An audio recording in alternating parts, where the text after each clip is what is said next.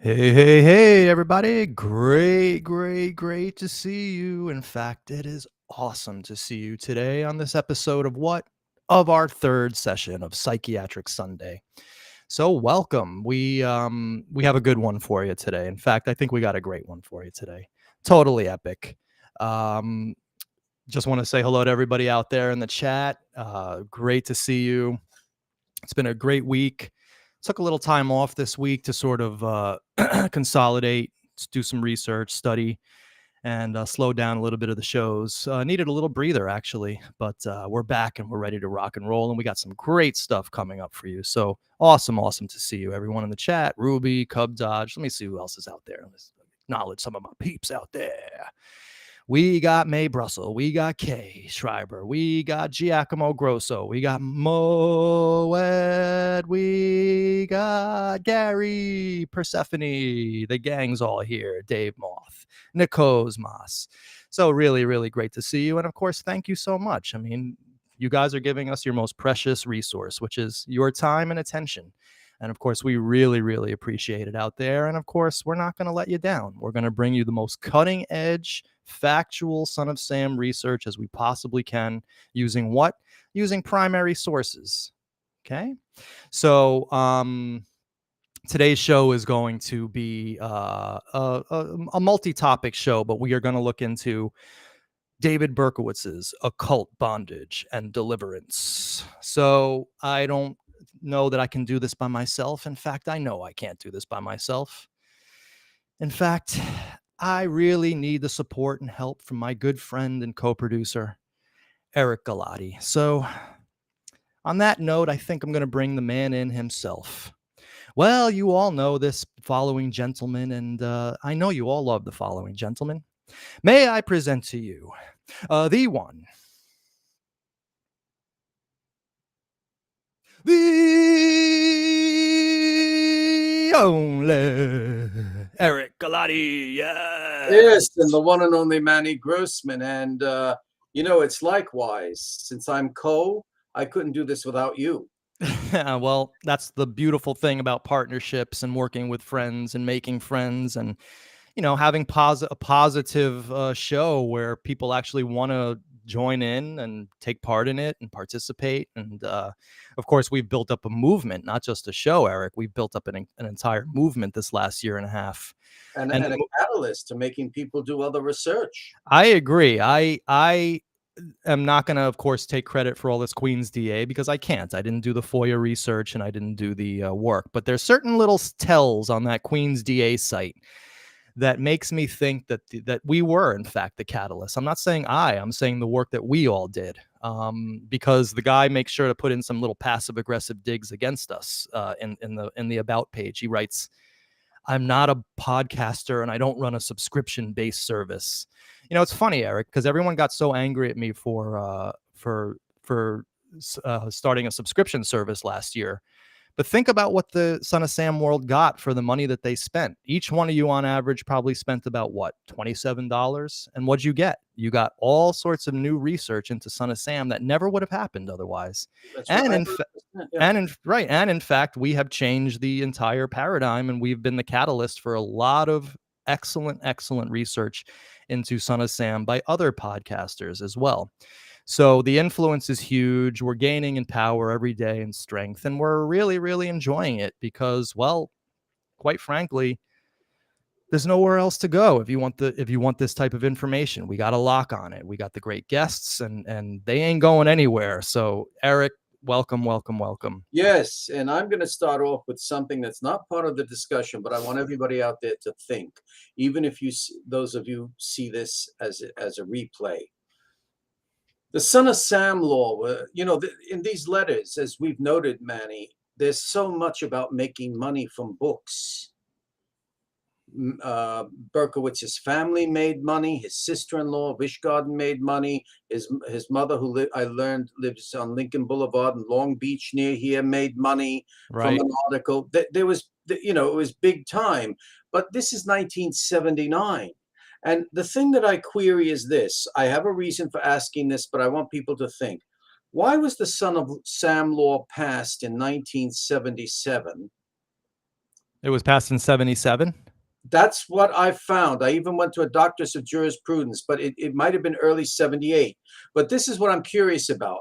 Why was it passed so early when he doesn't come to trial until May 10th, 1978, and he's not sentenced until June 1978? That's a question I want people to I believe I know why, but I want others to think and contribute.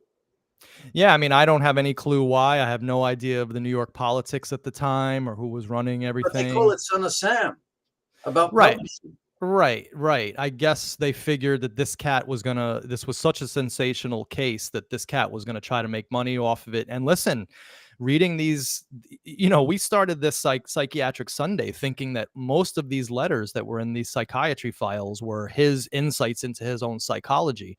But what I'm finding out, Eric, and maybe you're finding it out too, is that quite a few of these letters are actually basically business letters. They're letters about the book, about what he wants in the book, what he doesn't want in the book, his complaints about the book, his complaints about people making money off the book, his relatives getting in on the action. Reading between the lines, this Susan Wishengrad Sugar to me seems like a devious person who wanted just nothing but to this is just my opinion, of course. And remember, everybody, my opinions are my opinions. I'm not telling anybody to believe what I believe. I'm not. This isn't the point of this show. But my opinion on this Susan Wishengrad Sugar, Eric, is that she was using Dave, and she called him Richie, of course, to make money and to further her writing career. I think she wanted a career as a writer, as evidenced by the fact that she wrote an article for Good Housekeeping about David. I don't know. And he was using them. Yeah, it just seemed like one big weird. So much for the people whose lives were taken either by Berkowitz or Berkowitz and others. So much for compassion. Correct. Well, listen. But this comes out. This comes out in what you've intelligently chosen from the 3 pages Berkowitz focused on by Kurt Koch. So here's John answering your question. And John will be my guest on tomorrow night's Manny Monday, by the way. And hey, John, Eric, it was passed quickly because Berkowitz sold the rights to his story in 77. So there must have been just intense politics. Yeah, but there must have been something in preparation. Thank you, John. I agree with you because it goes with notes I've made, but about him wanting to be a star. He idolized Ted Bundy, but we'll get to that later. Yeah, there's a whole bunch of stuff in there. It turns out Berkowitz was a true crime buff, in fact. And Maury made a lot of hay about him knowing about Arliss Perry in The Ultimate Evil, and that was used to prove the North Dakota connection. But in the psychiatry letters, we get actually the answer as to how he knew Arliss Perry, and we're going to leave that one as a surprise for another show. So anyway, hey, Franz, great to see Franz. Always great to see this guy here. Franz was one of the few people who came to my last year. I did one Son of Sam walk and talk tour for people. It sold out within like 30 seconds. It was unbelievable. I had 15 people. I had people come from Pittsburgh, from Canada, from Massachusetts, and Franz was one of what came with his family from Massachusetts down. We had a great time. We spent about 3-4 hours together. So good guy. Stayed in touch with him ever since. All right, Eric. So any words for the audience before we start our material today? No, just think, take everything in and think, because you're just as important as Manny and I. Don't hold back. Don't hold back. We won't think you're stupid. You're just as good. Please, and stream in if you want later.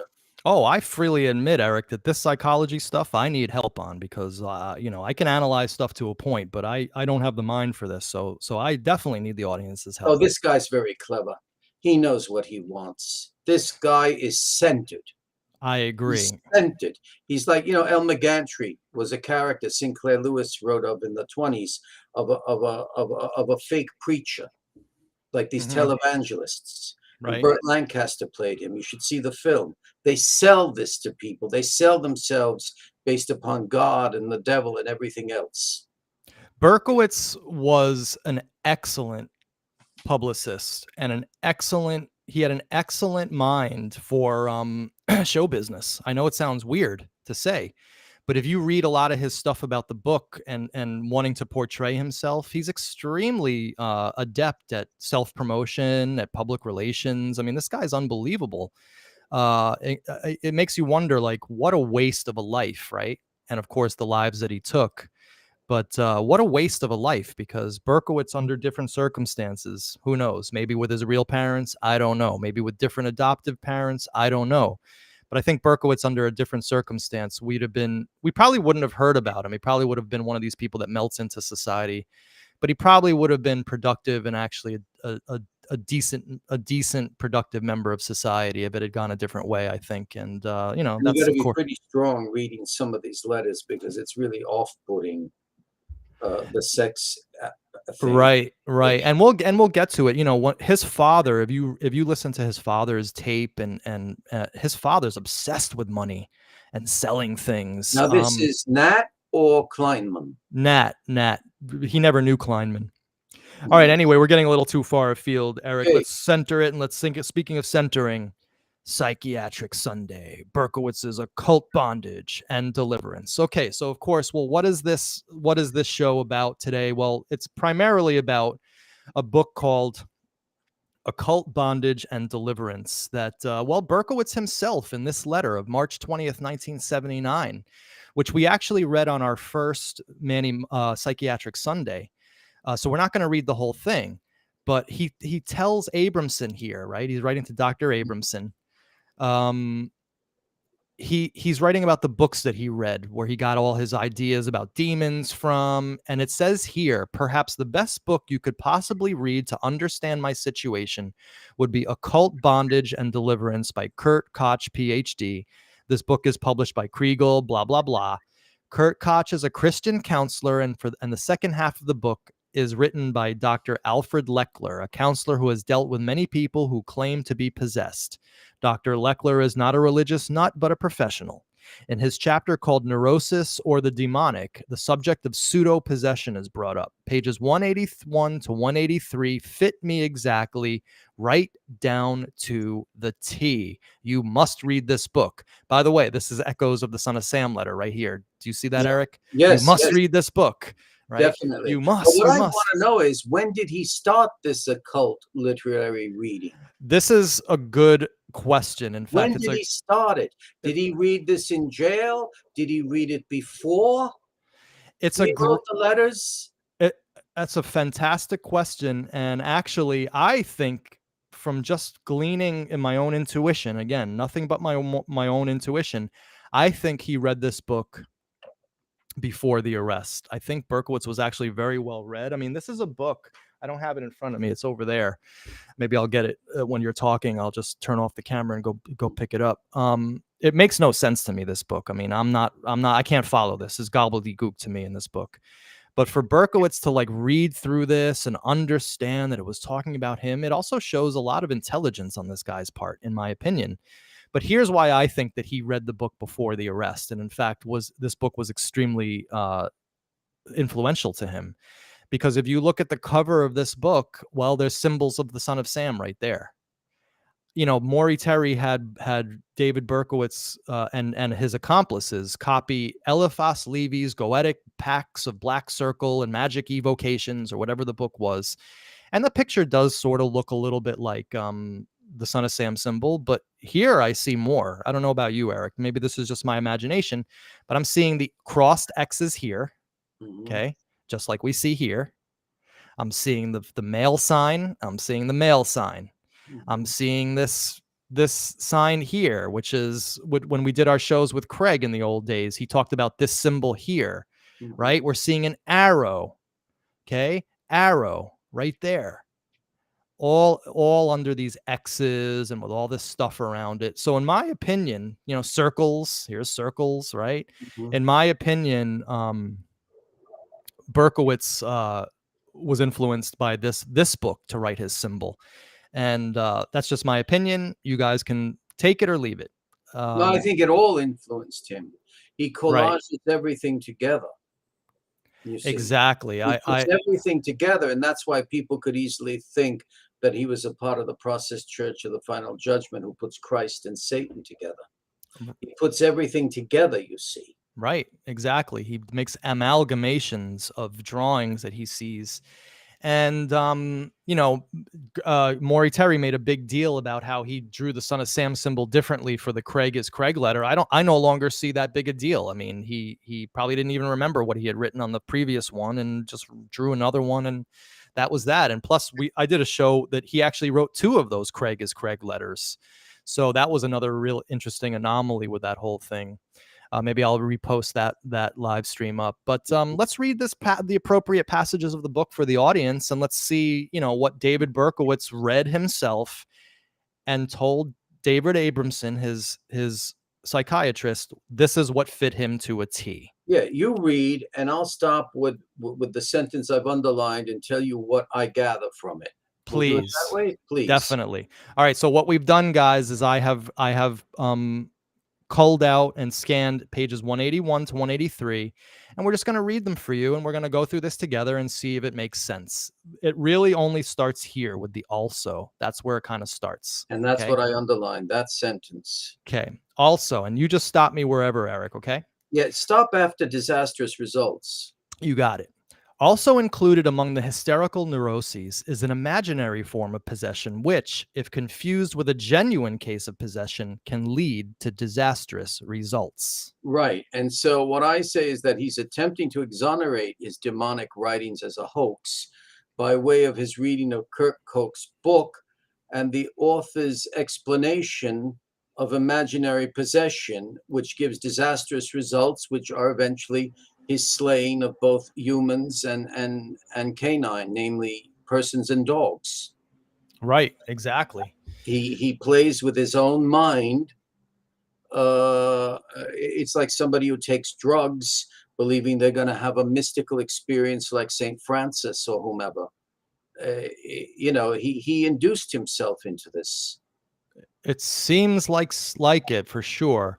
An unnerving example of this took place only recently, and you can find references to it in my 2 books, Die Prüfung der Geister and Zum Kampf gegen die Pfingste. Wait, hold on. Zum Kampf gegen die Pfingstbewegung. Which I translated. The first one is the trial of the spirits, and the second is to fight against the Pentecostal movement. That's interesting, because he was he was like almost one of these Pentecostal ministers. Yeah. So our dear Persephone might give us an answer. She's from Germany. And Kay Schreiber's from Germany as well. Mm-hmm. So yeah, we got an international audience. We got Patrick Lewis from Ethiopia. All right. So in my own experience, I have found that instances of pseudo-possession occur much more frequently than genuine cases of possession. No duh, because most people fake this crap. Mm-hmm. In fact, pseudo-possession played quite a considerable part at the birth of the Pentecostal movement, although real instances of possession were not unknown then. In a similar way, the Catholic Church has also been guilty of often confusing hysterical possession with actual possession, probably because she attaches much more significance to the phenomena of possession than does the Protestant Church, which seems to almost ignore the subject completely. If a very impressionable person, and particularly a woman, is in a situation where the devil or demons and possession are being talked about a great deal, or if an actual story of possession is circulating in the neighborhood, then the person can easily be overcome by the fear that he too may fall into the devil's hands, and he may even begin to imagine that he is himself possessed. Okay, now, before you go, Eric, I need to say something. This guaranteed. This line right here is going to be taken by the Maury people as right here, right? Mm-hmm. If possession is being talked about a great deal, or if an actual story of possession is circulating in the neighborhood, right? So what people are going to do is say, that's it. We found the proof that Berkowitz was involved with people from the neighborhood. Here he is telling you in his own words that he was involved with others. But, and this happens also from religious leaders who don't correct people, simple people who go, oh my, you see, he or she's with the devil, stay away. And they allow people to live in a state of fear for maybe a quarter of a century or more.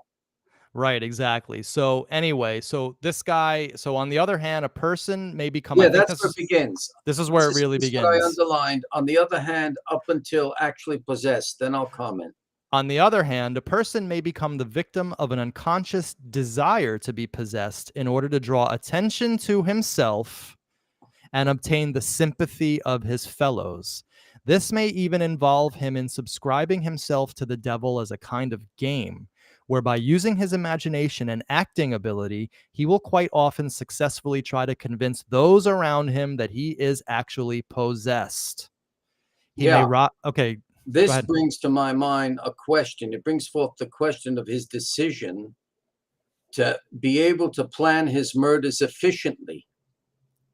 He creates this possession diabolical structure and system, and he's studying the structure and system of the neighborhoods where the murders would take place. His possession of pseudo-possession or the influence of narcotics, yet his actions are coherent in carrying out his homicides. So it's as if he wants to put himself in a state of possession to justify what he does. Right, he's pseudo possessed. He's acting it out, and even he admitted. This is the red carpet that he will tread upon to plan what he's going to be doing. Right, the pseudo possession thing. Yeah, even if he was with others, he himself, though, seems to be the master planner of everything, like a military operation, as I said 2 shows ago. Mm-hmm. Yeah, exactly. So, and of course, there's echoes of this in his carrying on in the courtroom against Stacy Moskowitz and her mother when he started yelling and writhing around, Stacy's a whore, Stacy's a whore. Of course, there's echoes of all of this, not even echoes. This is directly with his whole thing of Sam Carr's dog made me do it and the demons made me do it. He was obviously faking it, and he read this book and he said he said that it described him to a T. Here, writhe on the floor, rage and scream, begin to curse and blaspheme. I wonder, this also makes me think that he read the book before. Yeah, it's Because interesting how we both thought that. We didn't speak about this before. Yeah, this is almost like a playbook for him. Yeah. Exactly. And again, we're just giving you guys opinions here. You guys, please come up with your own conclusions and let's have discussions here. You know, I get accused, Eric, of trying to force my opinions down people's throats, and nothing could be further from the truth. I often say, this is just me.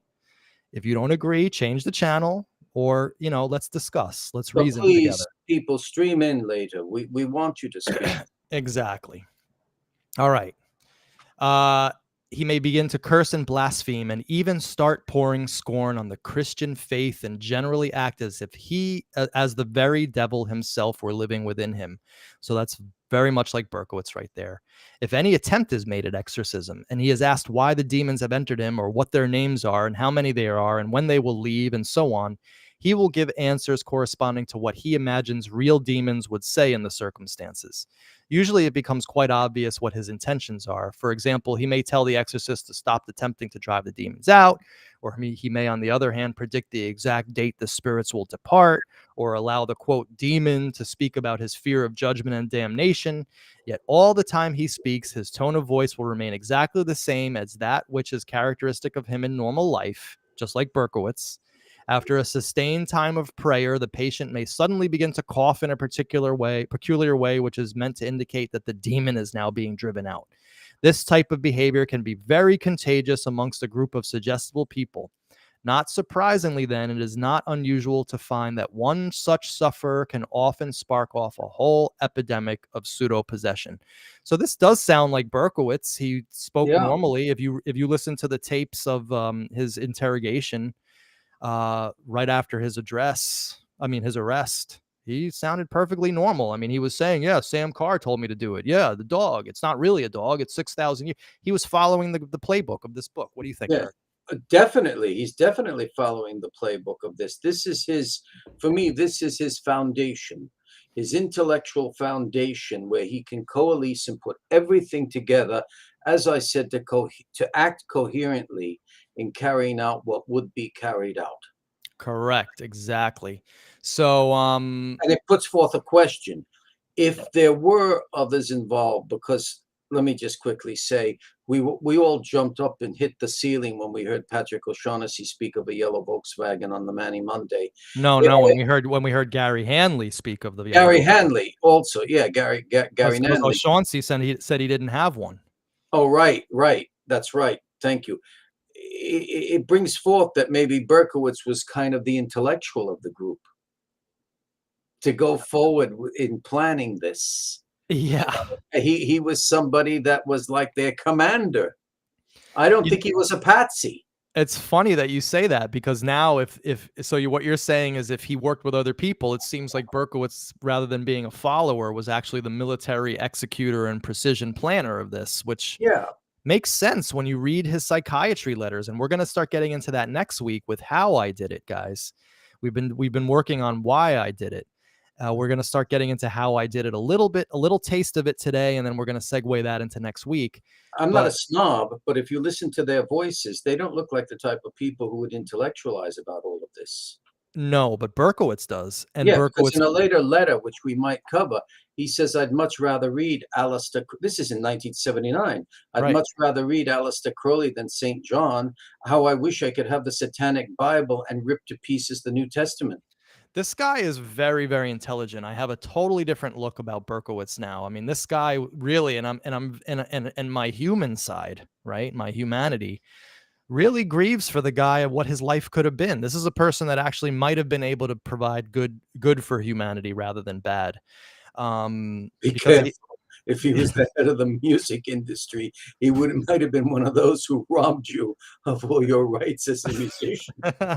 Who knows? But in either case, he had a mind that it's very unfortunate that it went the one way and not the other, in my opinion, because this was a unique and, in my opinion, a special mind, even though horrific horrific being, but clearly someone with a brain. All right, so let's finish up this particular passage, and then we'll get into our next bit of material for the show. Okay, and by acting in the way we have just described, however, the person who is only suffering from an imaginary form of possession reveals certain characteristics which distinguish his illness quite clearly from a real case of possession. For the first thing, the statements made by a hysterically possessed person are of a thoroughly human nature. Now, hysterically possessed means falsely possessed, are of a thoroughly human nature. It can be demonstrated that the words uttered by the demons and the possessed person are either the product of his own imagination or else the result of certain impressions made on his subconscious mind by the outside world. Okay. Wait, we got to stop there. Yeah. Yeah. So for the first thing and the outside world, this outside world is interesting. And, you know, he sent these to Abrahamsen, the psychiatrist. It's not that the psychiatrist sent them to him. And I wonder if Abrahamsen really knew a lot about this. But this sparked in my mind that Berkowitz is actually using Abrahamsen as a conduit to achieve the monetary success he desires from his story and his historical claim to fame, and that Abrahamsen is a viaduct of knowledge with psychiatry that he can cross-refer with and confirm his understandings with regard to psychological matters. He's using Abrahamsen, and it's working. And I wonder, was he using Maury Terry later on? Not the other way around, even though Terry was attracting people, because, you know, he wanted to create David Berkowitz, the mass consumer product for mainstream culture, to be able to sell himself. He wanted to be famed like Ted Bundy. He refers to Bundy a number of times. Right. But the question is this: was Abrahamsen taken in by him? Because why would Abrahamsen be leaving Berkowitz so far? We don't know what he wrote to Berkowitz. We don't have much about the visits, how many visits were there or not. But why would Abrahamsen, I brought this up with you the other day, and maybe people have an opinion, applaud him in a way in a letter that he refused to allow himself to be interviewed Right. interrogated by John Joseph Santucci's Queens County office. If Berkowitz is saying it's all a hoax, there's no occult group or anything, why would he decline from giving an interview to them? Well, we're going to get into this in another show, and this is actually an extremely interesting part of these psychiatry letters, because the cult thesis, Maury Terry and Harry Lipsig, are on the peripheries of all these letters and on the shadows of all these letters, especially as we go towards 1980, 1981. And the cult thesis is brought up not only by Abrahamsen, but also by Berkowitz, and it is completely debunked. And we're going to get into that in another show. This is going to be a totally separate show, where Berkowitz basically says, I didn't know John Carr. There was no occult help. There was no cult. There was nothing. There was all. This is a ridiculous thesis, and I'm not going to help the Queen's DA. I have nothing to say to them. Mhm. So I found those things extremely interesting. But then, as you bring up, Eric, this weird change, 180-degree change, where 2 years later he's with Maury Terry saying, yeah, that wasn't me. I was at all of them, but I didn't pull the trigger. Well, I only knew of their first intimate meeting. I discovered it after I asked when. 1993 is when they started that intense interviewer-interviewee encounter. Right. I just said a couple years later, but yeah, well, I wasn't correcting you. You weren't Right. wrong. You know, a couple of years today is 1,000 years. The thing is this, I just want to point out for everybody to think of this. He wants to be like Bundy.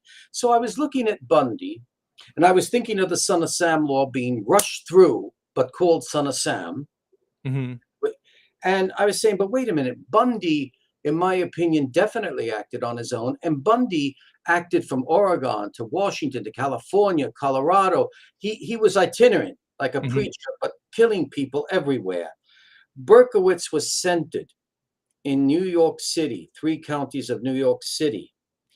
And if you take into consideration that because it was so concentric, there was, unlike the Bundy case, much more, I'm not saying it wasn't, pressure, politics, people only caring about reelected.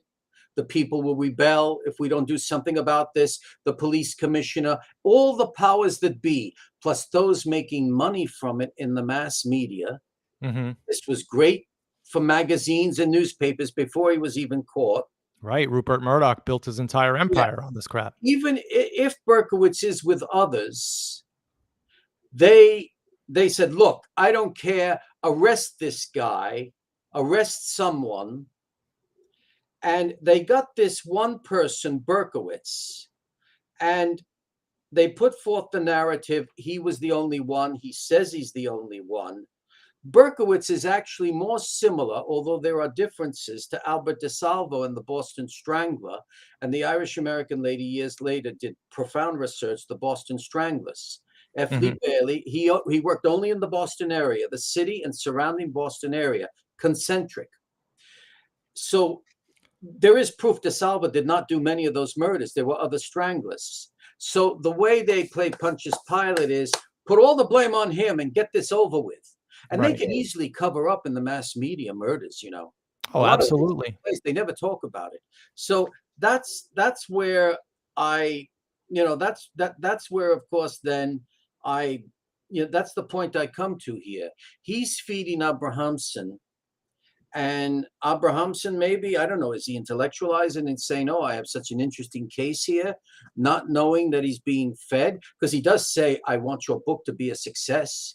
I don't want you to be a fraud like Dr. Schwartz, who gave a speech saying he knows all about me and I've never met him, and so forth and so on. There's something very controlling and devious about Berkowitz. He knows what he's doing. Absolutely.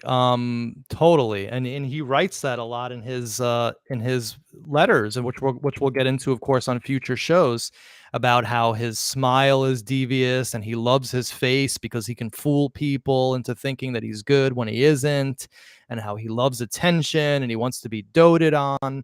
So I mean, the big takeaway for me in all of these close to 1,000 letters to his psychiatrist is really, how much he's screaming for attention. He's he's dying for Abrahamsen to send him book reviews so he can read about himself, right? And Yeah. articles.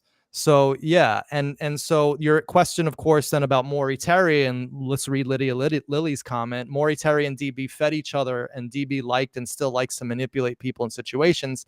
I think he did this on his visit with Carl Denaro. Take Carl Denaro out of the discussion. I don't have much interest in talking about Carl, or any interest, but the Maury thing is interesting to me. We have to do a deep dive into his relationship with Maury Terry. And again, I'm calling on whoever is controlling any of Maury Terry's files to just release them already, okay? There's no money to be made from this stuff anymore. Nobody cares about this except for a few hundred people on the internet. And I have a sneaky feeling that within Maury Terry's files, given how much Berkowitz loved to write to Abrahamsen, I have a feeling, Eric, that there's probably hundreds, if not thousands, of letters to Maury Terry that are equally as eye-opening.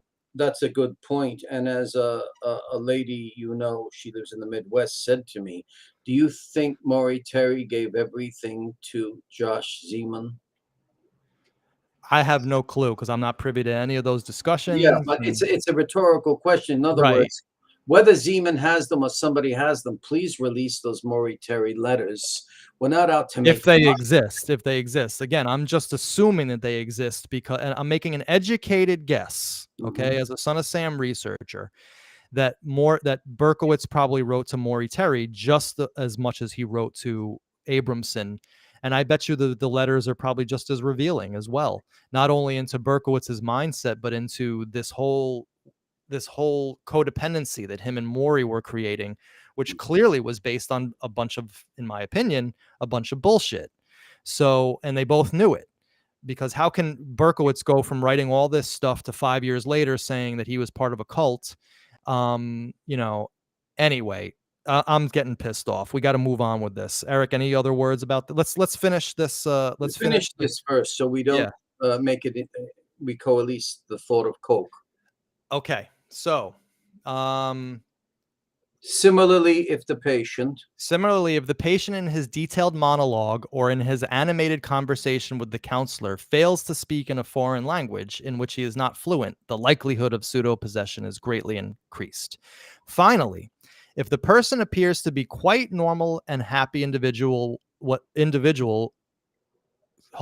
Finally, if the person appears to be quite a normal and happy individual when he is not actually in the presence of the counselor, this is also indicative of an imaginary case of possession. This right here describes Berkowitz to a T as well. Yeah. Remember how he was writing letters, writing notes on people's cars, telling them, sorry, I banged into your car. Here's my number. He was writing about how he loved to give tips to the newspaper boy, and he was great friends with his next door neighbors and loved them, and they were great people and all sorts of stuff like that.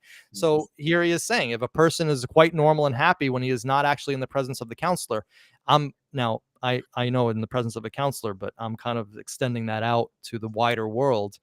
Berkowitz was bullshitting this whole thing. It's obvious. And now, of course, his apartment, it makes more sense that his apartment was staged as well, in my opinion, because it was all part and parcel with this whole pseudo-possession thing. And in fact, we can probably go back to many of his letters that he wrote, which were part of this as well, where it was just, establishing an insanity plea, establishing some sort of, that he was possessed, in other words. So, all interesting questions. Any words on this, Eric, before we move on? It was as if he was like a person producing a big theater production. The set design of his apartment, right? The background for the play that's going to take place. I am the protagonist. Well, we're going to actually get into that in a second, because you are actually, in my opinion, Eric, more right than you probably know. We have Gary calling in. Let's get Gary on the line. Gary. Hey guys. Hey Eric. Hey Manny. Yo, you got Mandy with you today? Yeah. All right, hold on, Eric. We're putting Mandy on full screen. Mandy's doing much better. There she is. All right. Yeah, she's much better. Thank you. That's good. She looks a little confused today. Yeah, she's she's tired. You know, she's been on Benadryl. Hold on, let's get. So she's on Benadryl. Yeah, children's Benadryl. Uh-huh. I should be on Benadryl. So what's up, Gary? I wanted to just real quick. I know that if we went to visit Berkowitz, he wouldn't say shit, but Most likely. I would love to go there and say, we've got this, you know, the interviews, we've got this book. We know this, that, and the other thing. What do you say now, Davey? Don't try to bullshit me now. What do you say now? Oh, I'd love to do that. I mean, and that's a great. I mean, I hate to say it, Gary, but that's a great fantasy. But I don't think that. First of all, I don't think Berkowitz would respond to that. I think. What do you think his response would be? Because if we actually laid out, we have this, that, and the other thing. I mean, there's got to be a reaction, even if he doesn't express it all that much. You got to see it at least in his face. Right. Well, I think the key really is going up there with John Comparetto and Maria Netto, in addition to what you said, because he's got to. That would be a threat. It would be great. He's got to be confronted with not only his friend, of his old friend. And you know what's interesting about Comparetto is that if you read these psychiatric notes. Mm-hmm. He mentions Lenny D'Appolito, Jeff Hartenberg, and other friends. He never mentions John Comparetto at all in these, but they were very good friends. So it's strange that he doesn't mention Comparetto at all in any of these letters. Not once is Comparetto mentioned? Not once. Have you gone through all the letters, Manny? Because I haven't yet. So yeah, I read every one backward and forward. Okay, no John in them. Okay. No John. The only place where a Comparetto is ever mentioned in any of these files is, of course, John Comparetto's Queen's DA tape and in the firearms application. I was just going to say the application is dad notarized. His dad notarized. So anyway, the linchpin for his transition of saying I was the only one, but I only did 2 of the killings, but observed the others, begins psychologically when he has a very sick correspondence with a woman called D, and part of this crime club, a true crime club. Yeah, they were true crime buffs. Yeah, and that's how you start to get the Arliss Perry story. Right. And here you have Berkowitz, the salesman, because it worked so well that I heard on the Maury Terry interview by the assistant district attorney, Leifa. It's a very colloquial one. Him and it's as if they're meeting at a diner speaking. He says, "Oh, they're full of shit. They don't know me. What is Leifa speaking about?" I didn't know that the police actually came from California. Wait a second, I don't understand. Who said they're full of shit? They don't know me. He said they're full of shit. The cops from California. Terry said they were here. They said they don't know you. And Leifa says something like, "They're full of shit. They know me. They didn't look up Leifa, but they came in from California." Yeah, because Maury Terry had started that whole Arliss Perry BS. And, that's another thing that's in these psychiatry letters, guys. Go read them. Your answer to how Berkowitz knew about Arliss Perry is in there. And we're going to do a show on it for those who were lazy. But anyway, yeah, I mean, look, great insight. A lot of this stuff goes over my head because it's too intellectual for me. I'm much more of a feel type person and a crime type person, but that's why it's great to have Eric here. Yeah, join the club. Me too. Everything, Manny. You catch on. I catch on, but you're better at it than I am. You play back these films. You respond beautifully to me. Thank you, Eric. So here's John Catalano. See, I'm going to give John a lot of airplay because he's going to be my guest tomorrow night. And we're really looking forward to it. So Carl forgave and went to visit Berkowitz. He looked Carl in the face and lied to him. This is the animal you're dealing with. Agreed. I mean, I had a thought about that, and I had spoken to you in private, about it, Manny. Can you imagine Carl goes to Berkowitz, and remember he said, yeah, we hugged. We did and you said, well, like a bro hug. Yeah, like a bro. So just think about it. He hugged the guy who quite possibly, and I say quite possibly because that nobody saw. Right. Possibly the guy that shot him in the head. Shot him in the head. It's not ironic. It's not ironic. It's sad and comedic. Yeah, sadly ironic. Yeah. Because and neither do I think that was an attempted mob hit on him, because they wouldn't have made a mistake like that. Oh, on what's his face, Denaro. Right. Yeah, I agree. I mean, ridiculous. A lot of this conspiracy crap on Carl has gotten too far. The fact is, no one knows what the hell happened in Carl's shooting. Not even Carl. No, if the mafia goes to whack you, you're done. Right. There's no mistake. And but yeah, I mean, Berkowitz had said that he did it. I have no reason to deny that he did it. And especially given everything we've learned about Berkowitz, and he wrote the Son of Sam letters, and we were told he didn't, and all this kind of stuff. I'm not going to dogpile on Carl anymore. I see Carl really honestly as a victim, a double victim. I see him as a victim not only of David Berkowitz, but then also a victim of Maury Terry. Yeah. I think Maury Terry used people like Carl Denaro and Nasa Moskowitz and Hank Chinati as human shields to give his investigation credence. Yeah, I feel bad for Carl that he went there and the guy he accepted a hug from the guy. I'd want to go back and punch the guy right in his freaking mouth. Right. But I can't help but ask, as an investigator, is not only to Carl, but to somebody else who said he had private police information and he was privy to things about the Process Church and all of this. Why is this information private? Was he given documents or even one page by Berkowitz on the Process Church of the Final Judgment or not? And why is it not being posted? Yeah, I don't know. I mean, listen, this is all stuff that you have to ask Carl, and as you know, Carl and I are not friends, nor will we most likely ever will be. It was just brought up, but yeah, it's the linchpin. I want to know what the transition was, though, that made David Berkowitz change. Where is the transition? What do you mean change, Eric? Like change when? That he was the lone shooter. To go from what he was saying, Gary, to Abrahamsen, where he was the lone shooter and he did it all himself, and in fact poo-pooing the cult stuff, because it does again come up, and we're going to do a show on it. He specifically says, "I didn't know John Carr," just like I told you guys. To the transition from that to then telling Maury all this stuff about the Devil's Cave and the 22. Right. No, I see. I believe. My opinion. I think it's because I don't think old Davey thought those. That paperwork would ever see the light of day, nor the interviews. You mean the Abrahamsen stuff? Yeah, everything. I agree, and I think Maury knew about this stuff too, and he didn't think it was going to see the light of day either. We know he saw some of this stuff because he wrote about it in The Ultimate Evil. He wrote about the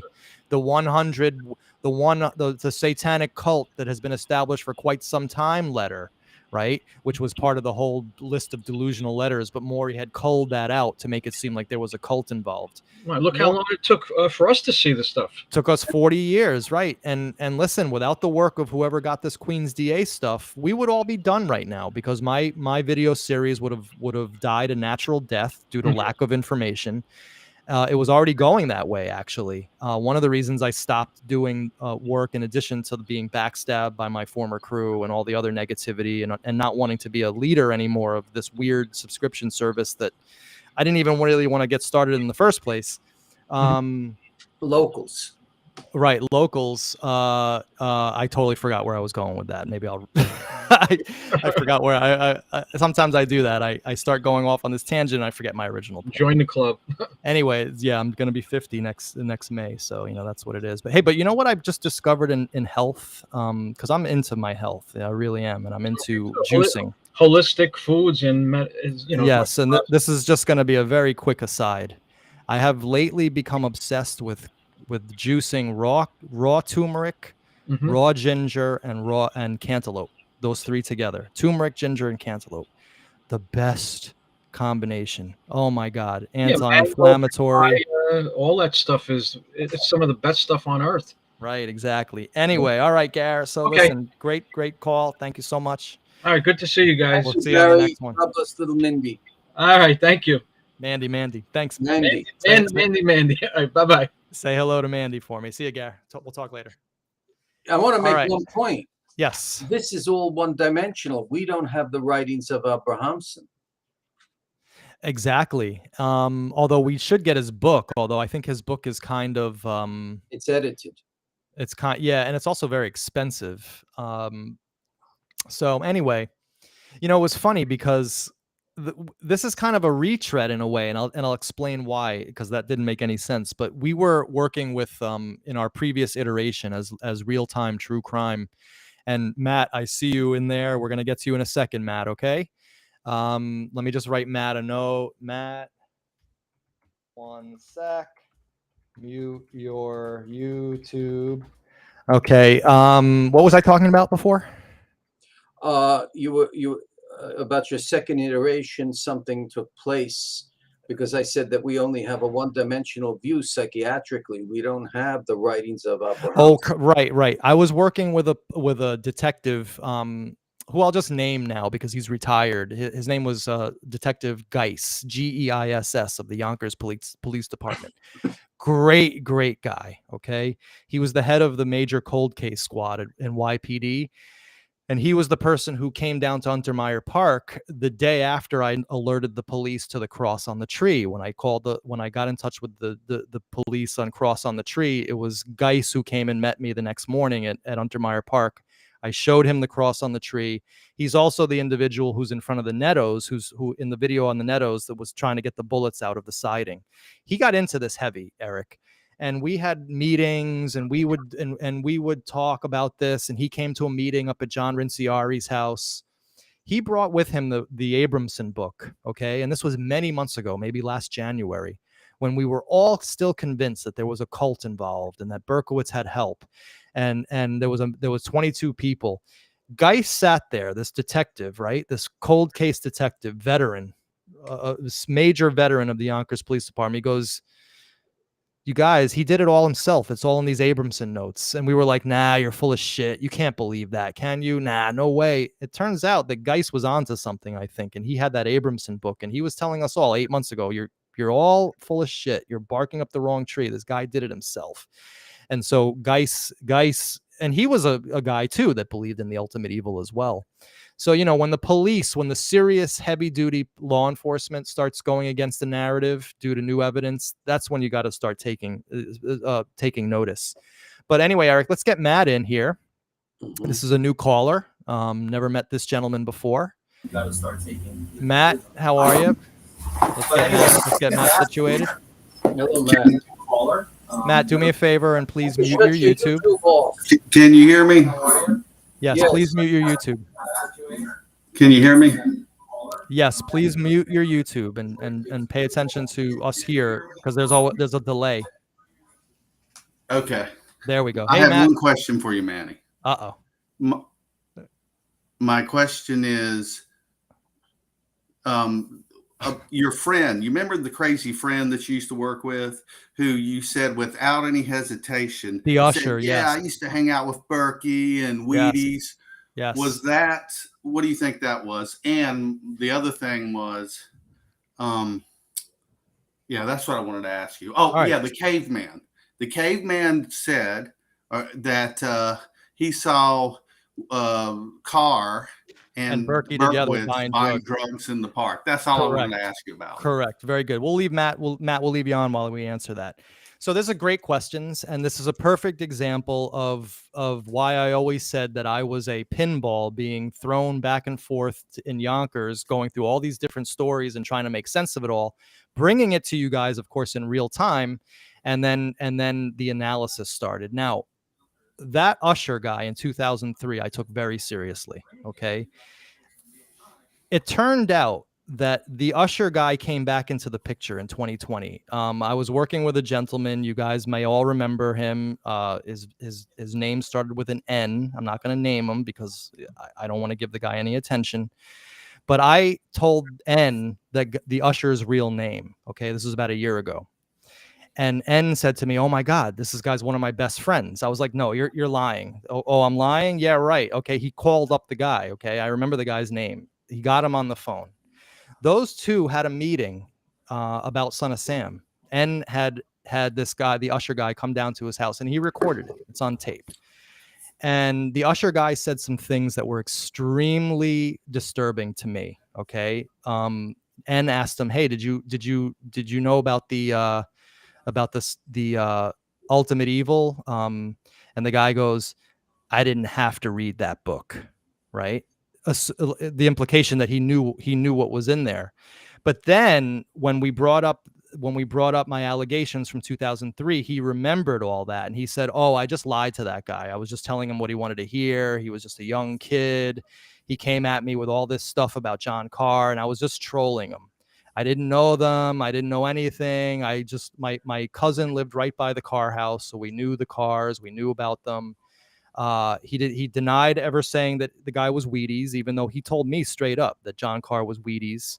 So, Matt, the answer to your question is I am still confused about that. And I am not prepared to say that that guy was hoaxing me. And I'm not prepared at this point to say that that guy was truthful, because he psychologically deliberately wants to confuse you. It's just there's something wrong there, because he was just too knowledgeable about certain things, about Wheaties and Carr and Berkey and the Marina. And then he said that he was in the room when the Son of Sam letter was written. But I don't know if we can really believe it in retrospect, because now we know that Berkowitz wrote the Son of Sam letters. They weren't, at least I believe that. Matt, I'm not telling you what to believe. So the answer to that is it's one of those people who the jury is still out on. It's the best answer I can give you. And yes, I did use that guy to prove some of my not prove, but to reinforce some of the cult stuff in the early days. But the answer now is I have no idea whether that guy was telling me the truth or not. Where is he now? He's dying of cancer, and he still lives in Yonkers, but he's dying of cancer. And there is a video. Cousin that lived near the cars. There is a videotape.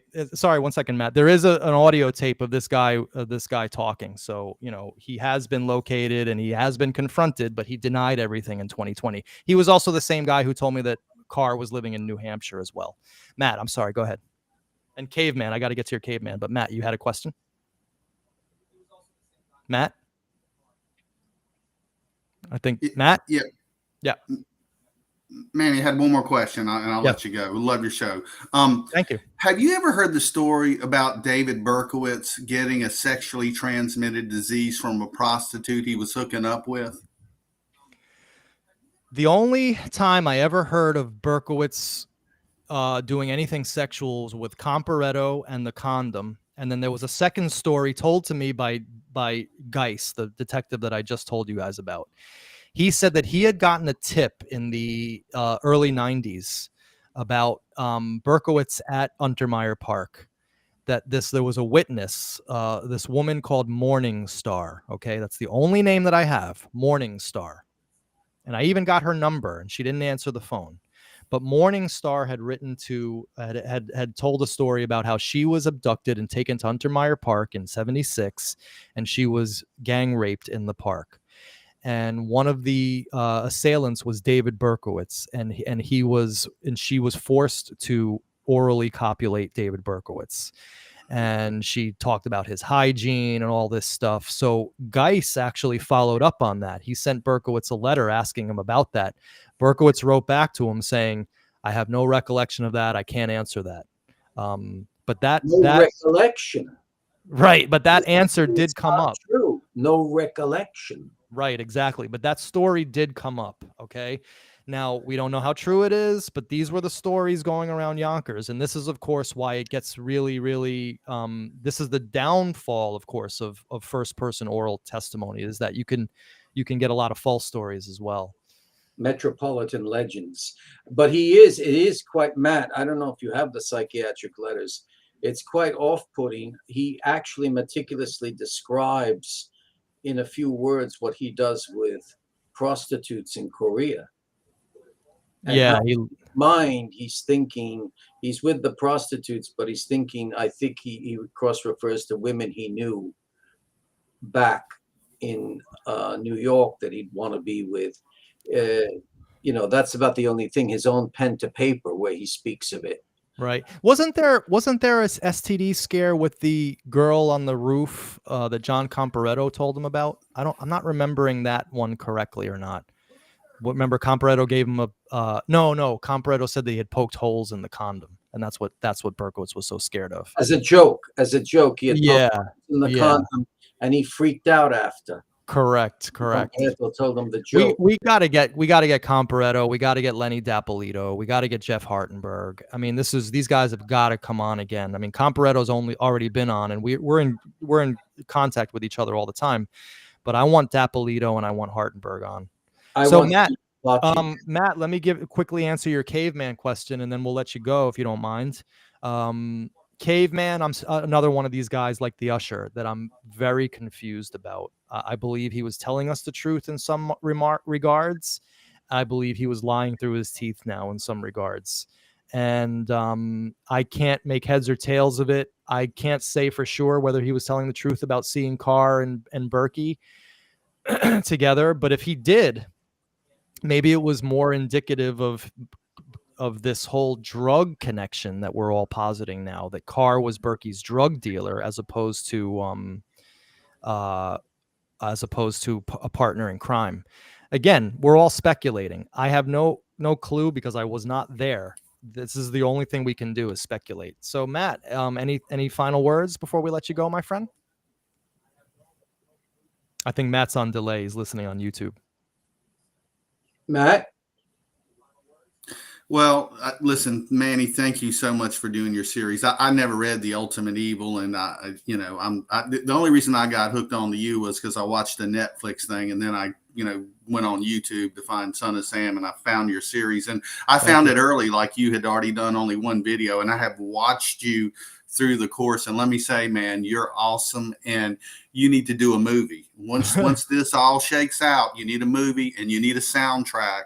We need to have Blue Oyster Cult. We need Kansas. We need a couple of things. Do your movie, man. You need to. And listen, you do need to go talk to the big guy. It's time, Manny. Once you wrap all this up, you need to go. Even if he lies to you, I think he will see you, and I think you need to do this. You need to go talk to him, okay? But I'm on the journey with you. I'm following you all the way. I'm out, but thank you for everything, okay? Listen, you're my favorite show now. There's nothing on TV that it compares to watching this. But thank you so much, and I'll let you go, okay? Thank you, Matt. Well, right. Matt, you're very, very welcome, and we appreciate that call very much.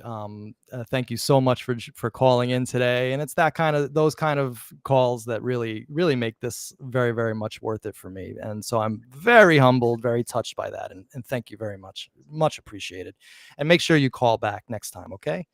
All right. So listen, Eric, we have a few more things to get to today. Yeah. This has been a fantastic show so far.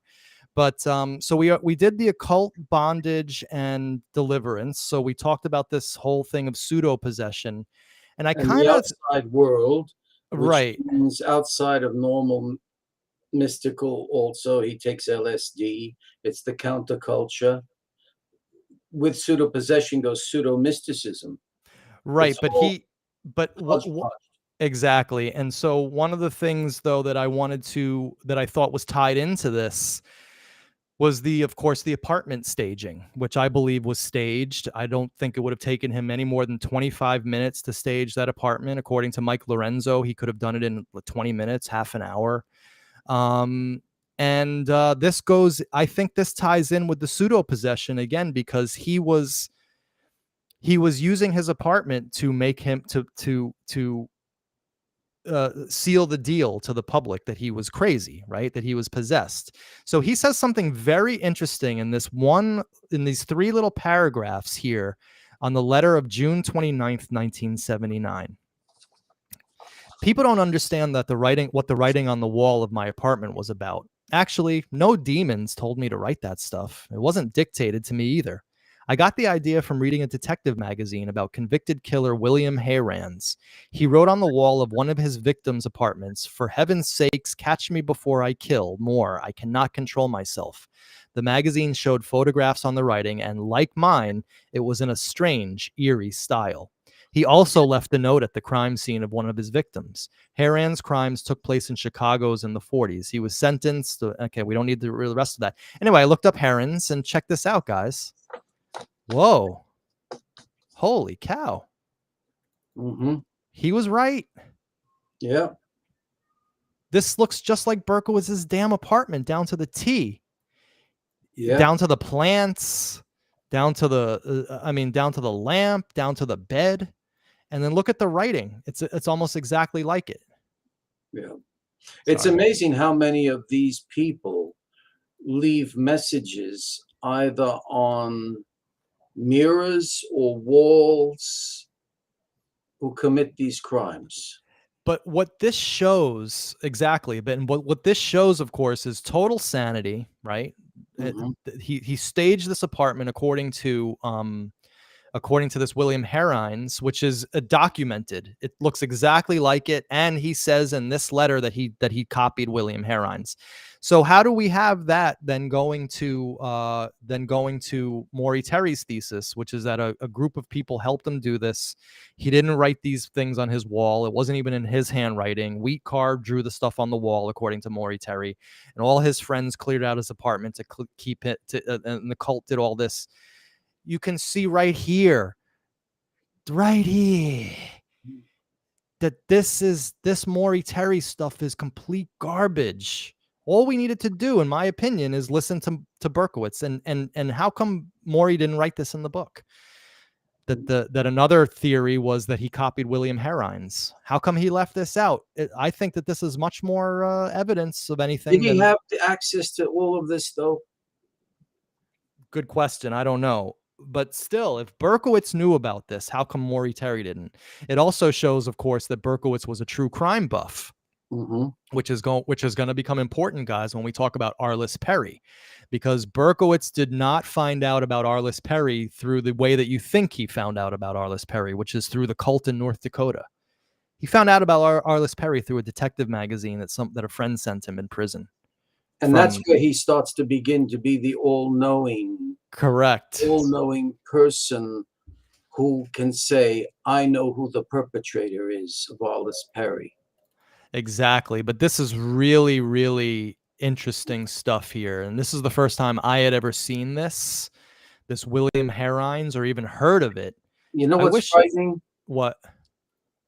That this took place in the 1940s. 40s, right? Most of this was not really largely publicized the way it is now. Especially in the 70s. Yeah, it's frightening that you see these things actually having always taken place. And yet it was never known because, you think of your grandparents, your mother and father as children, and yet these same things were taking place. Right. But we didn't have the mass media that we have today. It's so frightening. But even if he was with this little cult, Berkowitz wrote it on his own, in my opinion. Totally on his own. He doesn't need help from the cult to write what he did. He is creating a character, David Berkowitz possessed, even though he's not possessed. And he's taking from here and there and everywhere and coalescing it together to convey David Berkowitz for the market.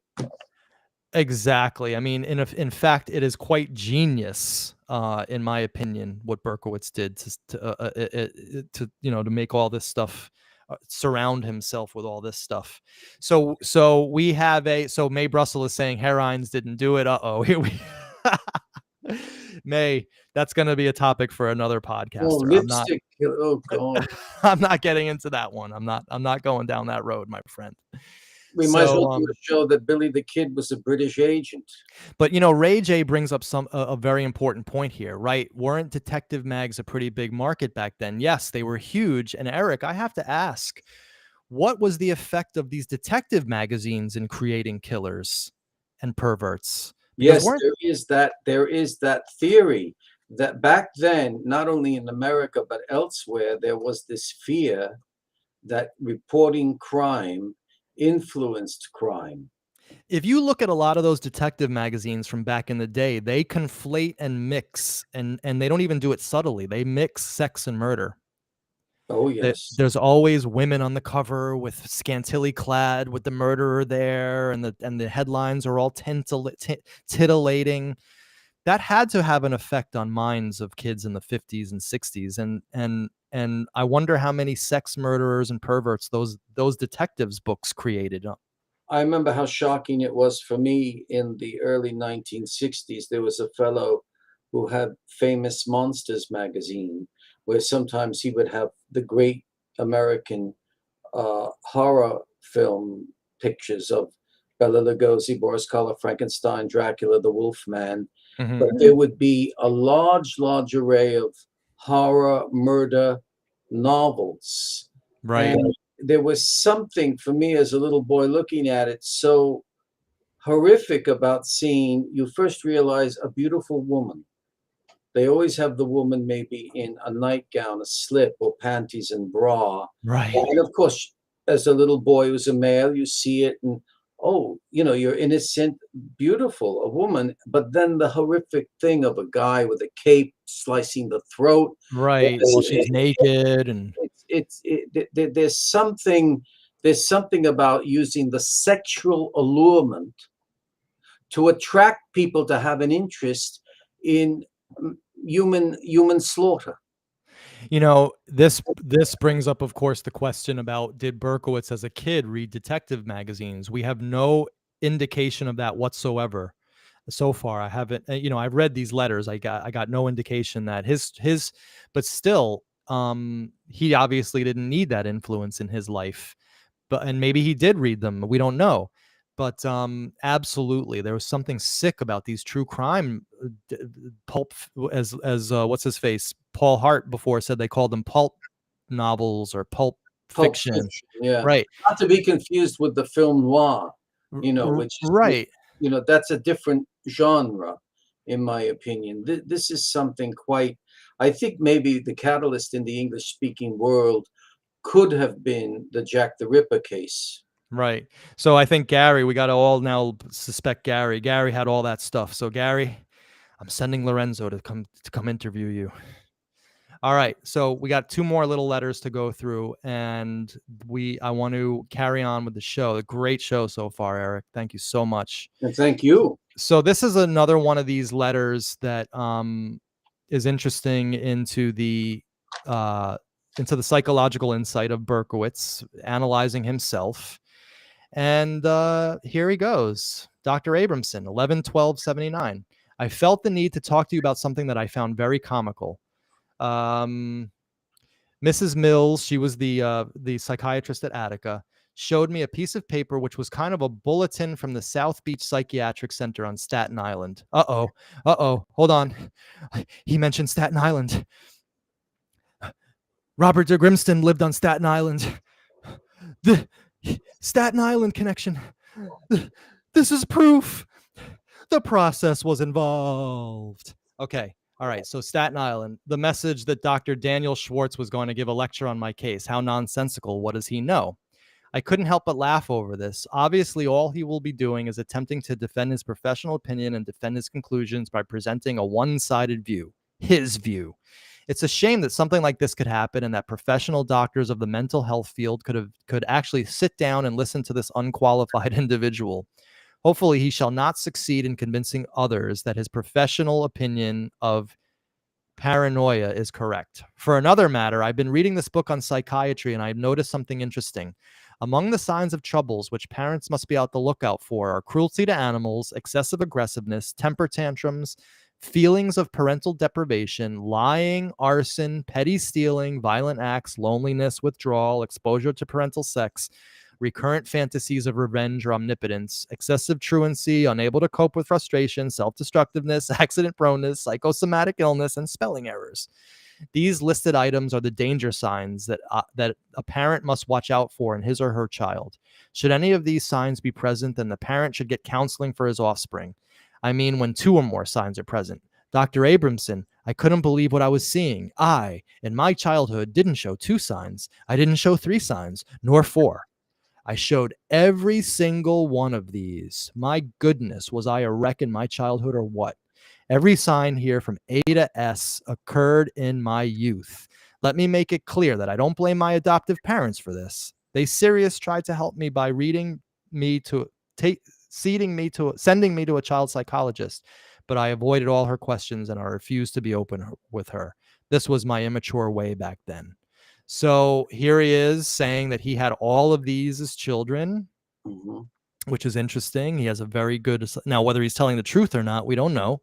I was thinking of Jim Fay last week when he was a guest, not just somebody who streamed in at the Lotta Half. And Jim was reading through certain writings saying a lot of people write these. You remember when he said that? Yeah. But they're not like a David Berkowitz who goes out and murder and kill. You know, but the cruelty to animals, I'm thinking of how he sometimes doesn't distinguish in this first folder of letters between human and dog. Right. There's an overlapping. And I can't help but think of how he speaks to that woman, Dee. You think he's joking with her, or I think he's being very cruel to her. And I'm wondering who she is to continue a correspondence with him when he says, "I'm delighted," or words to that matter, that you were raped by a priest. Right. Now, this is in another letter that we don't have, that we Yeah. didn't put up today, but in his letters to his friend D Channel, yeah, he writes about, he was very happy to hear that she was molested, and you know, Yeah, but it's I can't quite make heads or tails out of that passage, though.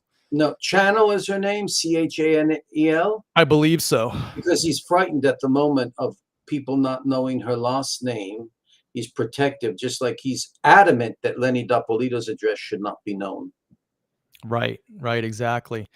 Well, Eric, we are on our last little passage here, and this, of course, was picked to be the segue between what we've been talking about for the last 3 weeks and what we're going to talk about for the next week or two. Let me just jump ahead with something about this last passage. There's a concept in psychology that a novelist wrote of, the bad seed. There is a possibility that somebody somewhere, a parent or a grandparent, was mentally disturbed, homicidal, and it can genetically pass on to a child or a grandchild. Mm-hmm. A film was also made of it in '56. It's very frightening. Yeah, that is kind of scary when you think about it. Mm-hmm. But so our next set of topics for where we're going to start next week is, we've gone from why I did it, and I think we've laid out a decent enough psychological profile on this guy. He talked about anger, loneliness, frustration, barking dogs, noise, lack of future, no woman, and so on and so forth. And it all just kind of came together and went into this explosive rage, which became the Son of Sam. Well, which I believe first was the Wicker Street crimes, and then escalated into the Son of Sam crimes.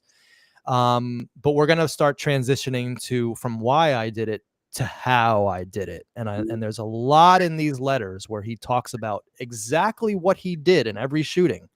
So to transition from this week to next week, we're going to give you just a little flavor of that, guys, and then we'll take it on out. With regards to the Moskowitz shooting, I wrote you a letter the other day describing that one. Now I will tell you about the first one, Donna Loria. I saw her and another girl sitting in a blue Oldsmobile Cutlass as I drove past.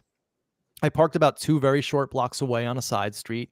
Coincidentally, there was a space available. I left my car, walking in the direction of their parked car. I saw both girls sitting there, apparently talking.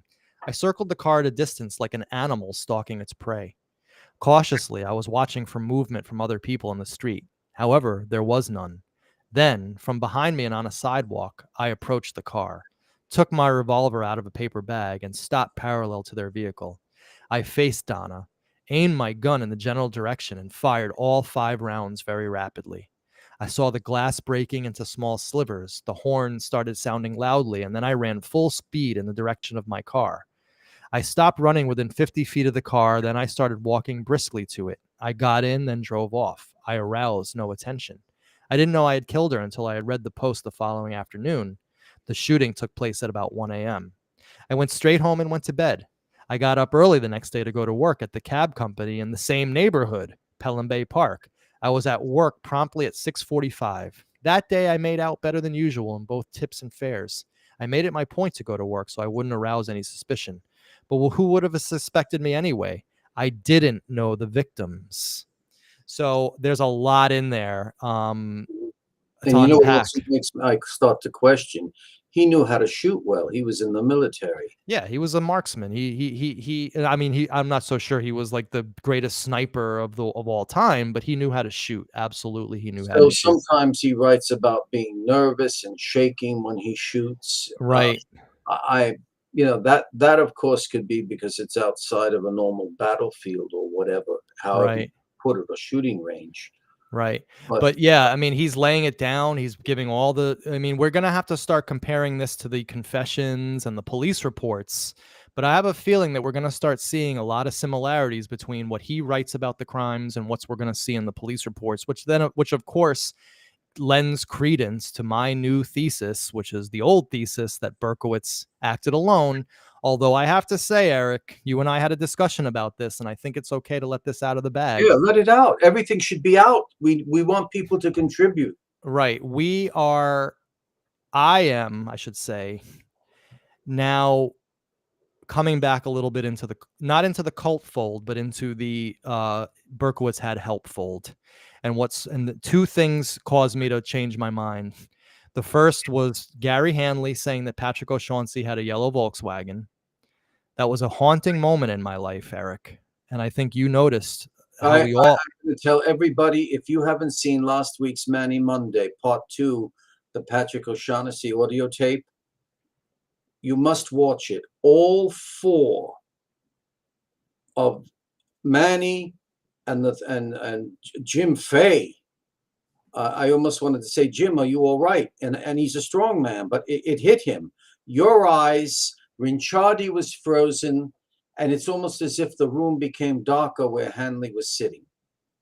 Yes, there was intense feelings during that interview, and I, as I always do, I had no idea that was coming. I always tell my guests, I don't want to know. Give me your basic outline, but let's save the magic for the show. And that was one moment when it definitely worked. And so a couple things. Gary saying that the yellow Volkswagen belonged to O'Shaughnessy. And then that haunting moment, Eric, in Judy Placido's audio tape where they ask about O'Shaughnessy and she gives that pregnant pause and says, why are you asking about him? Yes, that, I tell you, what does Gary mean? Not everything, Eric, lots of love. I don't know. Okay, I'm not suspicious. Anything he says is, yeah. Now, look, I'm very cautious. I'll say it again. I don't want to offend Judith Placido, or she's Gary and Mike Zaccola's friend, but I'm sorry, it's there. No, anybody being interrogated, it's a common psychological trait where suddenly you catch someone and they say, why are you asking me that? Right. And then she says, do you know Lenny D'Apolito?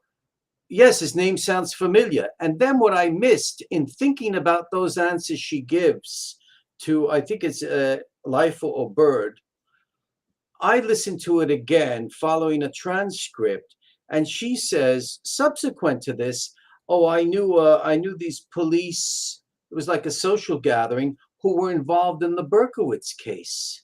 Right. Judy Placido, in my opinion, Judy Placido, in my opinion, this is just my opinion, okay? But if there's anything anomalous and strange in the Son of Sam shooting stories, I think it all falls back on O'Shaughnessy and Placido.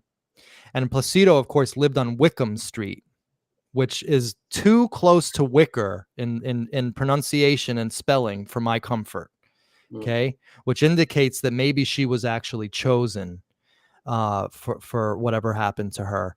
But again, all speculation. But I have come back for sure into the fold, whereas before I was 99.99999.7 sure that Berkowitz acted alone. Now I'm just at 99%. I have come back into 1%. And why maybe even 2%. Right. And then, of course, why was she chosen? So in my opinion, if anybody can really, if we can get Judy to talk and to really open up to us for the historical record, maybe there's a nothing. This is a nothing burger. Maybe there's nothing to this story. But I would love to ask Judy more about Patrick O'Shaughnessy, and that's just my desire and wish. To be approached with sincerity and compassion, not exploitation. That a lot of these people think you want to exploit them. Right. But by coming out and speaking, you help people. You help people who've suffered. It's like a woman who's had a breast amputation, and she says, "Why should I keep quiet about it? Maybe I can help people live with having conquered cancer, but a loss of part of one's body." Right. And, there's that whole underlying theme, to use Neil Peart's words, of our video series, which is closure for a lot of the people involved in this. More than one person who has spoken to me in this last year and a half, whether it was about being molested by a local pederast, or people who've lost loved ones in the Son of Sam spree. Several people have told me that they found a lot of closure by coming onto our airwaves and telling their stories. I even believe, even though he may not realize it, I believe Gary Hanley, with his powerful testimony last week, probably some of the most powerful we've ever seen. I believe Gary exorcised some demons there too. I could be wrong. Exorcised, not exercised, exorcised. I think he really did. He really did. But you see, there's one thing that we have to be aware of, where we're going next week with how I did it. Right. Right. And everybody's going, and we're actually going to be going from having a great supper to a big medieval feast. It's going to bring everything back in to the course. Every single thing now is going to be reopening. Right, exactly. Everything. I wouldn't doubt if somebody brings up Gadjusek or whatever. Everything's going to be brought wide open. Right, exactly. And we need that. And we need to start looking at the at the confession tapes of Son of Sam when he was interrogated and all that kind of stuff. There's a lot to unpack here. And we're just going through it, like I can almost bring back the real-time true crime moniker, because we're going through it in real time. But and the other one, On the Trail, put them together. Hey, we got John Catalano, so let's get this guy on. Yo, John, hey, what's going on? Hey, unrelated question to today. Yes, sir. I don't know if you saw the message I sent to you. In the Gear magazine article, Maury claimed he had 5 witnesses that know the cars own that yellow Volkswagen. I remember you did a couple of shows on it. Did you ever find out who any of those witnesses were? No, I think was any truth to that at all? Or? I think Maury made that up completely. It's the whole, I have 5 witnesses, but I'm not going to ever let you name them, see their names. I'm not going to let you ever hear their testimony, and we're not even going to have a bibliography where we can cross-reference any of this stuff. No, I think that was probably just BS. Wheat Carr certainly has never admitted to owning a yellow Volkswagen. She has denied owning a yellow Volkswagen, in fact, and it would be just too perfect, right? The great tragedy, John, is that Rothstein was not the detective of the Son of Sam, because if he had been, he speaks about everything. He doesn't want any censorship. He talks, he'll tell you. And if somebody from authority says such and such, he'll say, go fuck yourself. And he names them. Politicians, doctors. Yeah, I know.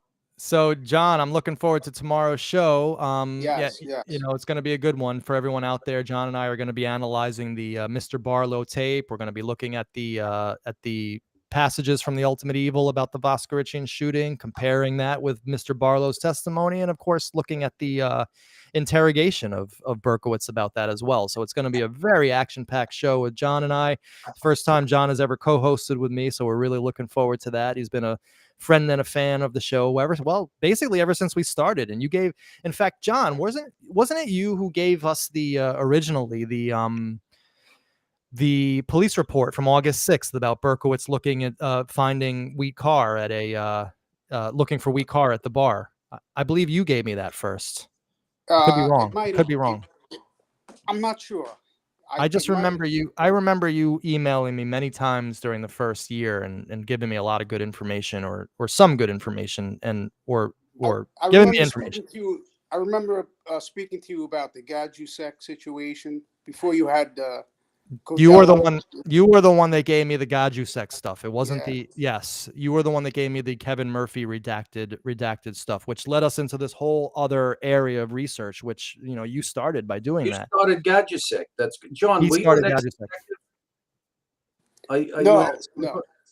Tell me, before you go, with Gadjusek, did you know a fellow on Yonkers who was also accused of pederastry? They proved it. Dickerman, is it Dickerman, the brother of the Pentecostal evangelist? No. That's right. Someone told us that Dickerman, the Don Dickerman, who ministered to Berkowitz, his brother was a pederast in Yonkers. We have to look that up. I mean, again, he was a top ornithologist. I know this as a fact. They caught him in Africa, boys, pederastry, and he went to live in Yonkers. Dickerman? Yeah. All right, we got to look that guy up. I mean, listen, Yonkers is like filled. You know what's ironic is that Lorenzo was telling me about a notorious pederast in Lake Avenue, who probably had 200 victims to his name over the years. And I said, well, what was this dude's name? He goes, Dick Christian. I said, Dick Christian? That's like the worst name. I said, that guy's dick is definitely not Christian. So anyway, on that note, so John, listen, any last words before the audience gets a full show with you tomorrow? Yeah, so next week is 45 years since the Moskowitz murder, and we're still scratching our heads for like basic information and verification of stuff. So it's frustrating, but we have to keep it going, and I think we're going to get closer to the truth than ever this year. I agree. If there's ever a chance to do it, it's going to be now. So, all right, John. So thanks a lot, John, for calling in. We'll see you tomorrow. Okay, bud? Good night. All right. Take care. All right, Eric. So that was a fantastic show, as I thought it would, because, well, we always have a good time no matter what. And we got 108 people, 107. That's a lot. We went from 52 last week to double that this week. So I had a good feeling about this series, and it's showing to be very positive and popular as we thought. And so we're just going to continue until we have nothing more to talk about. Not today, but for this series. So Eric, any last words for the audience before we take it on out? Just contribute. Just contribute. Don't get involved with polemics if you disagree with someone. And just continue to contribute and remain united. Exactly. All right, Eric. So thank you so much. And hopefully we'll see you calling in on tomorrow night's show. All right. Okay. Maybe we'll talk a bit. We're going to talk a bit off the air. Stay on the line, please. Mm-hmm. All right, Eric. Thanks. Bye-bye. God bless you all. All right, guys. Well, listen, awesome show. Super great. I really enjoy spending these Sunday mornings into the early afternoon with my friend Eric and with all of you guys out there. And even if we're not, inventing the wheel and coming up with major new revelations, we're learning a little bit more about this guy who, well, let's face it, we're all kind of obsessed with this crime, right? Which means we're all obsessed with David Berkowitz in a weird way. I mean, the guy probably loves it. In fact, he loves that the people of the world are still obsessed with him after all these years, and guaranteed he's obsessed with this video series, knows all about it, probably demanding to know every week what we're saying about him. So I'm just going to say one little open letter to Berkowitz for the next minute or so. David, come on, man. The gig is up. We know the truth now, or at least as close as we're going to get. We know that Maury Terry bullshitted us. We know that you were aided and abetted Maury Terry. Fed him these lines, which he then parroted to us. We know that he fed you lines. We know that it was a codependent relationship. We know that you wrote the Son of Sam letters. We know that you were obsessed with Wicker Street. We know that you were doing all sorts of nasty things to people that we never knew about before this video series existed. We need you to finally just step up and tell us what happened. Okay? Enough is enough. It's time to just open it up. We're not into this cult stuff anymore. No one's impressed by that crap anymore. No one believes it anymore, except the most deluded of fools out there. The conspiracy's over. We know it was you, maybe with one or two other people. It's time to just come out and say it. You're not going to be here much longer. Let's face it. You're almost 70. You're living in a prison, eating bad food, breathing bad air, and stressing out. Probably not going to make it to 75 or 80. Your time is now. Hopefully we'll get you to talk, and hopefully as word of these letters go out more and more, and people analyze you more and more, and get more of an insight into who you were and what made you tick, well, maybe we could all come and reason together, and maybe one day we will see you and you will tell us what happened. But until then, all we have are these letters, your words, and our interpretation. So with that, I want to say, everybody out there, thank you so much. You guys are the best crowd in the world. It really makes this so worthwhile to do this, knowing that it's being received in such a positive way. So I want to say thank you so much, and we will see you tomorrow night on the next Manny Monday with John Catalano, where we're going to be discussing the Voskorician murderer. All right. Thank you so much. Have a great rest of the day, guys.